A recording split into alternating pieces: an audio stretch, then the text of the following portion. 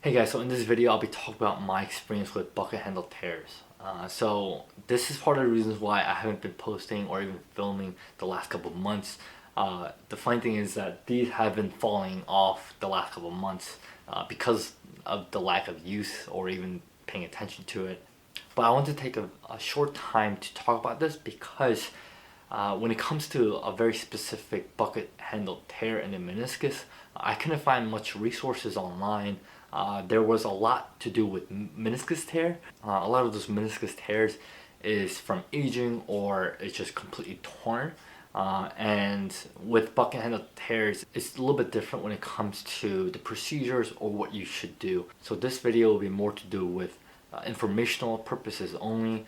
If you do have a tear, I highly suggest you see a professional or get an MRI. Not advice, but I think these are just good information to have. Bucket handle tear is a tear in the meniscus. Meniscus is basically if you have the thigh bone and the shin bone, the meniscus is to basically cushion it. And you basically have two of this. So I'm gonna try to visualize it. I do have a paper towel, maybe this would help. I'm gonna improvise a little bit. I'm gonna use a paper towel that I just found.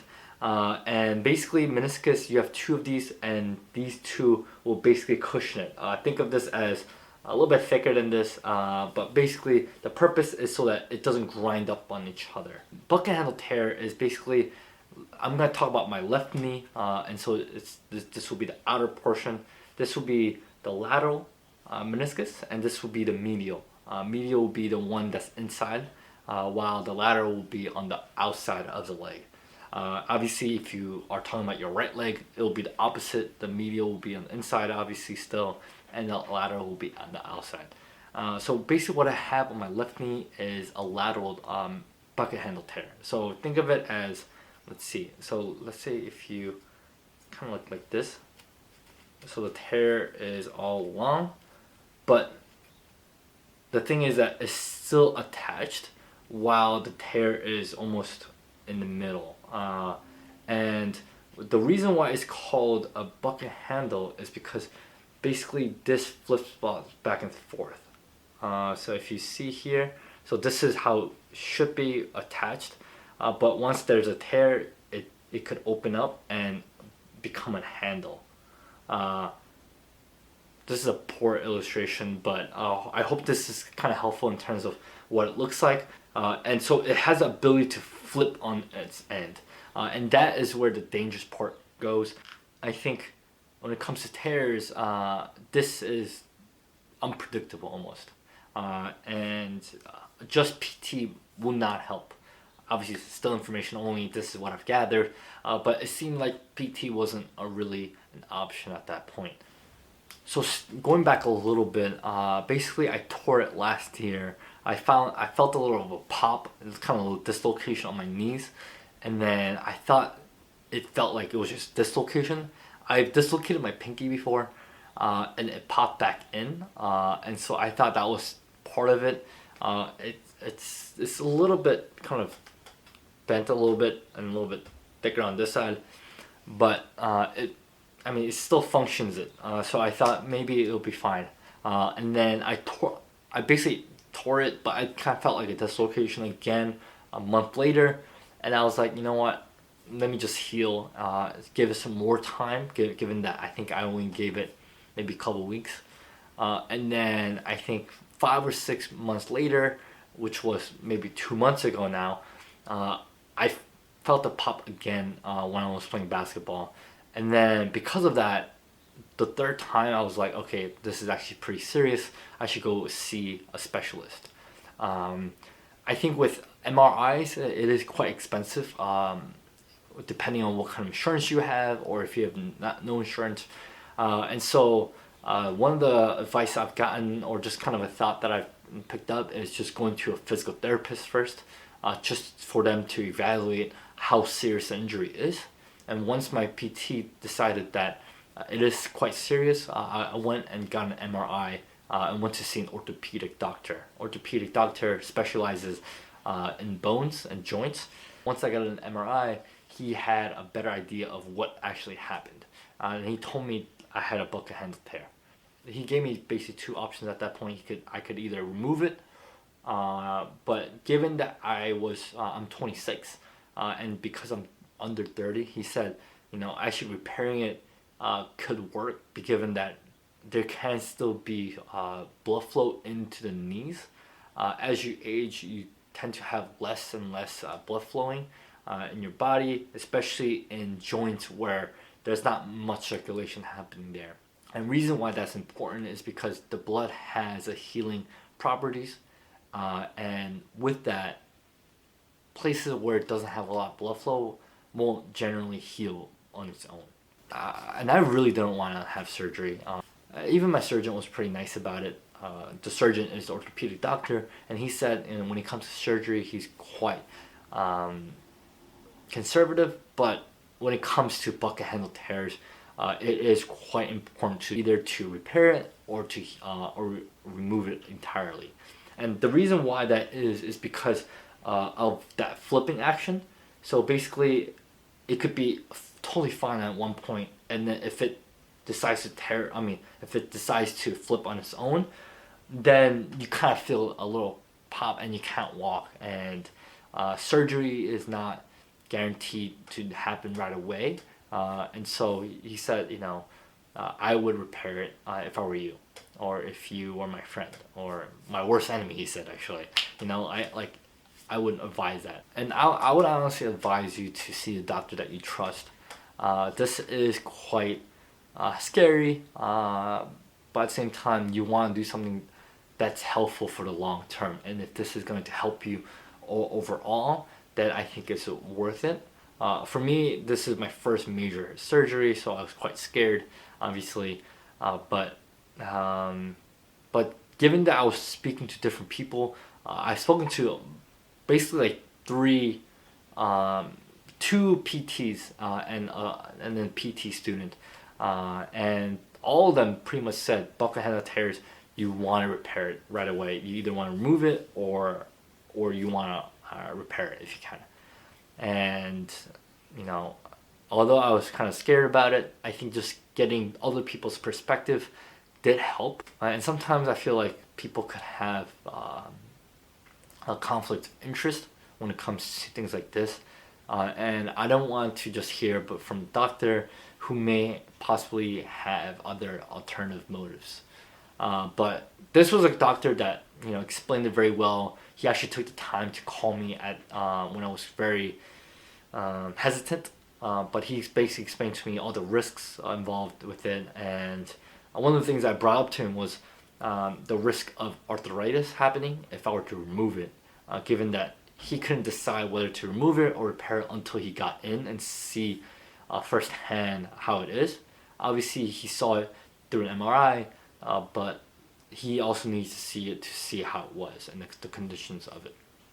And I decided to go ahead and get the surgery. I was still quite scared, but I think just getting people's opinions on it helped a lot. And for any kind of meniscus tear, sometimes they advise you not to get it. But it seems like with bucket handle tears, it seems like there's somewhat of a consensus on that you should repair it if you can. So the procedure was about an hour long. It wasn't crazy long. I tried to be as calm as possible throughout the whole day.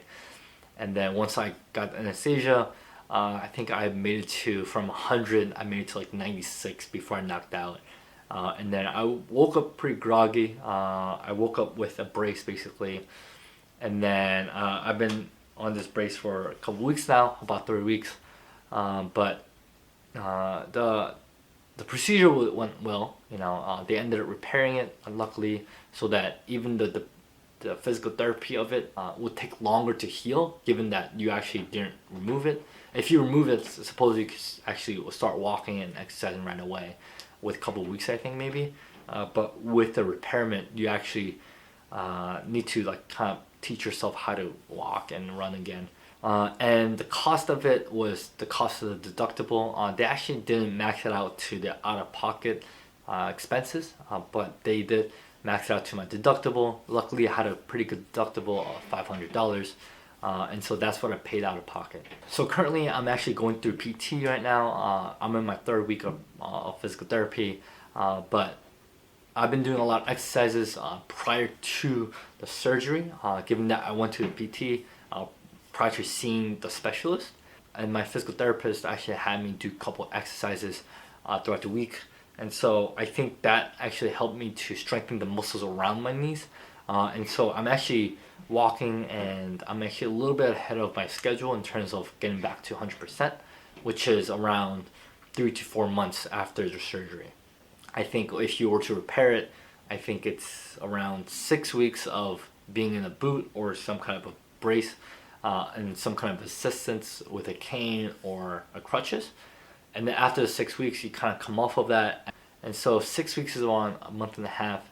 And then so another month and a half to actually get to full recovery. And then when it came to actually walking the first week, I couldn't move at all the first couple of days. But the doctor wanted me to start putting some weight on it, partially at least, with a cane or crutches, just so that my leg could start getting back to normal as soon as possible. But the first 2-3 days I was pretty much in bed, and so luckily I was actually off of my project during that time, and so I was pretty much just taking sick days from then on. But my whole thought on this, I am quite grateful that I have health insurance that was able to cover my expenses. $500 for a surgery on the knees is quite good in my opinion, and I'm really grateful that I was able to have good insurance that was able to cover that. I was also quite scared because this is my first time going under anesthesia, and you just never know what's gonna happen when you kind of come back, or what are the worst case scenario to think about. And so I was quite nervous about that as well, and I was very fortunate and thankful that everything went well, and the recovery process is going smoothly. And on top of all this, I think with a year-long quarantine, I pretty much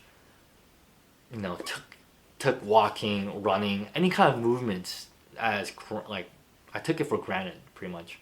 And I haven't been running, or I haven't been playing sports at all, partially to do with my knees, but also just quarantine. And because of that, I really want to come back strong. I want to actually start putting in more routines where I'm walking or running a lot more often daily. I think it's quite tough when you're working from home, that you just get stuck at home and just doing nothing. And after a year of it, I feel like I'm just gotten so comfortable with doing that. But through it all, I learned a lot about physical therapy, and as well as my condition exactly for buckethandle tears. And so if you are wondering and have any questions, please put in the comments below. I would like to continue to actually come back and make this into a more routine when it comes to making videos again, whether it's personal finance, self-improvement, or physical health. And yeah, let me know what you think about it. Obviously, again, disclaimer, this is only for information only. My advice is for you to see a doctor that you trust. But it seems like with bucket-handle tears, it is quite necessary for you to get surgery on it. But obviously that would depend on any kind of conditions or factors that would play into this. So part of this was more informational, but it's also an update on what's been going on and with my life. Obviously this is not fun at all, but I hope this was helpful for you. Thank you so much for watching, and I'll see you in the next one. Peace.